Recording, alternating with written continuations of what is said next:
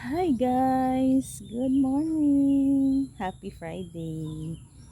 Nandito ako ngayon sa Pilipinas guys. Bakasyon ako for 1 month at malapit na akong bumalik. So for today's video, mayroon akong i-share sa inyo kasi meron silang tanim na patola dito sa bahay, sa likod ng bahay.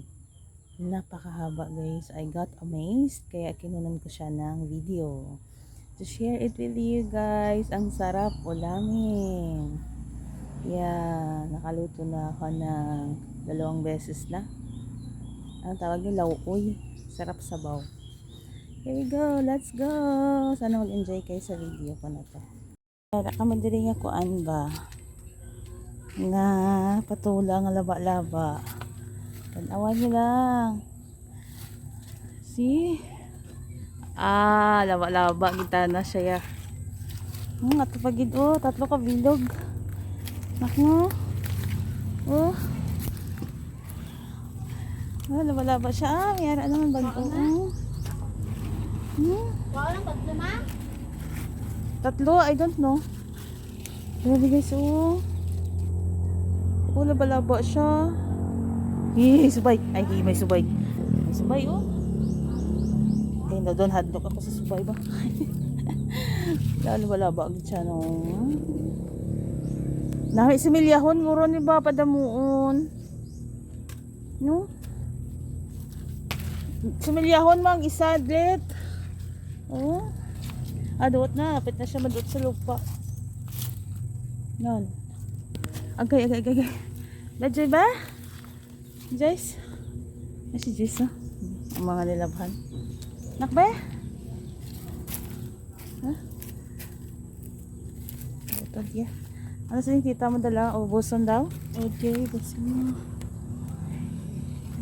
Okay. Ay, sabay na ko.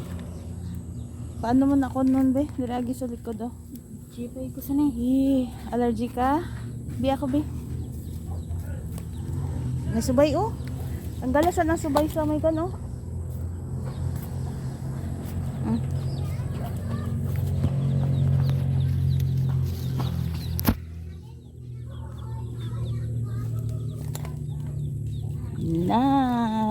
nami mangwa lang tasang patulang hindi aton natanaw. isa pa ay ako agoy kalami ani oy nakamiin siya kamay lubati ba bisan sa luyot lang okay na to. Yeah, ba na ka na babi sa kamitro. Nagutang dan ako sa kamitro bago para ko ito naman daliwat ang patola ay mayara na naman siyang sipil guys. Wow, tapos ito pa sa taas kita niya ay diin ba hala damo siya bunga kaso subay atong nabilin nga I think kailangan na siya kuan kay basi magulang ariyo. I think this is damage ba kay itong last time nga gikuha naman kuan ang fats nga side is daot labi no kalaba no tag 1 meter gid ang laba niya. Damo siya subay pero still surviving. Ito damo pagkamuti dara. Ay nako. Pero makasirumkod man ni magdugay Pero kalami lang no sa paminaw. Karon ko lang ma-appreciate. Si halinan to nagsige ko ka vlog about plants. Karon ko lang na-appreciate ang mga tanom-tanom. Dari may kalabasa po nan kailangan po doy limpihanan may mga kahoy kuan siya dol ang botan no sa Tagalog damo po kami dari kuan dari may siya nga kamote pero napuno sang hilamon may kalabasa po may kamote doon lemongrass. Hello, ang kalabasa. Pwede ka sa sulod ka para maamon ka na. Maamon ka na. Siyempre, pag nasunod sa kudal mo, imo na. Pwede ba? Ay, gusto ko siya hawanan. Dira nga side, oh. Gusto ko siya hawanan. Hala daw mo, galibulak sa likod, oh. Dati ang mga ubos-ubos ng partigi kapigado sa unagid. Bisan ng mga ubos niya, oh. Gila pang gulay, no ba?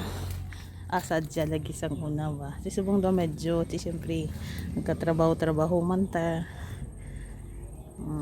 Amo ni mga gulayon di sang una. Yung mga ubos ka kalabasa. Ariyo, nan. Panghuaon ni kag panitan, ano pa sudan na, gataan mo lang damo oh. Puruga kagid ka kwan di ba? Gulayon.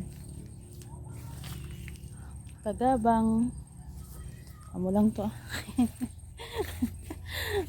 Additional oras sa nauna ko na content. Di ba? Naging healthy na siya guys. So, I think gagapang pa to ng gagapang ba? Yung mayroon dito sa loob. Wow. Mayroon pa doon sa loob. Hala, damo-damo siya. Grabe yun. Kailangan na ni siya. Kagulayan ko na buwas naman napasabaw na naman ta. Yan lang. Ito.